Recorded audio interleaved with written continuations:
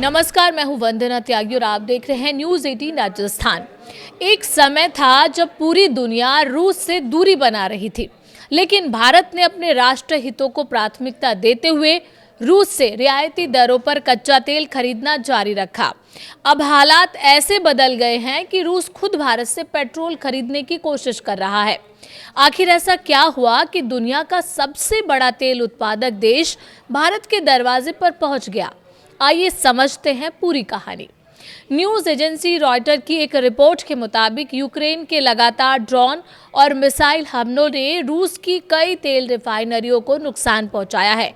Refinery वो जगह होती है जहां कच्चे तेल को प्रोसेस करके पेट्रोल, डीजल और अन्य ईंधन तैयार किए जाते हैं।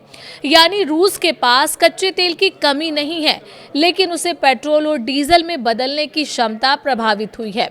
रिपोर्ट्स के अनुसार यदि नए हमले नहीं भी होते हैं, तब भी रूस की करीब 40% रिफाइनिंग क्षमता कम से कम अगले 2 महीनों तक प्रभावित रह सकती है।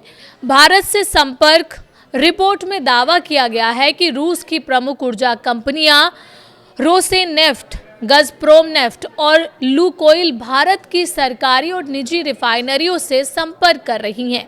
बताया जा रहा है कि भारत से पेट्रोल की कम से कम एक खेप रूस के लिए रवाना भी हो चुकी है और आगे भी ऐसे सौदों की संभावना जताई जा रही है। हालांकि इस दावे की स्वतंत्र रूप से आधिकारिक पुष्टि नहीं हुई है। भारतीय रिफाइनरियों का क्या कहना है?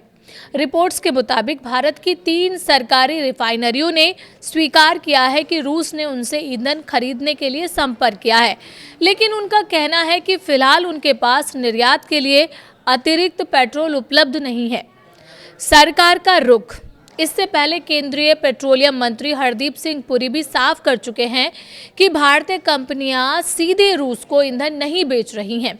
हालांकि उन्होंने ये भी कहा था कि यदि कोई तीसरा खरीदार भारत से ईंधन खरीदकर आगे रूस भेजता है तो वो अलग मामला है। बदलते वैश्विक समीकरण। रूस यूक्रेन युद्ध ने दुनिया की ऊर्जा व्यवस्था को पूरी तरह बदल दिया है।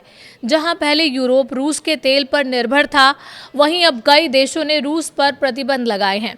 दूसरी तरफ भारत ने सस्ते रूसी कच्चे तेल का आयात जारी रखा और उसे रिफाइन करके कई देशों को ईंधन निर्यात भी किया।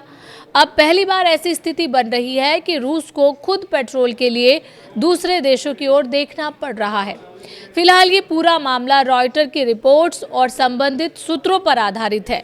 भारत या रूस की ओर से बड़े पैमाने पर पेट्रोल निर्यात को लेकर कोई विस्तृत आधिकारिक घोषणा नहीं की गई है, लेकिन यदि ये प्रक्रिया आगे बढ़ती है तो ये वैश्विक ऊर्जा बाजार और रूस यूक्रेन युद्ध के बदलते समीकरणों का एक महत्वपूर्ण संकेत हो सकता है। आपकी क्या राय है? क्या रूस का भारत से पेट्रोल खरीदना बदलती वैश्विक ताकतों का संकेत है? आप अपनी राय हमें कमेंट बॉक्स में ज़रूर बताएं।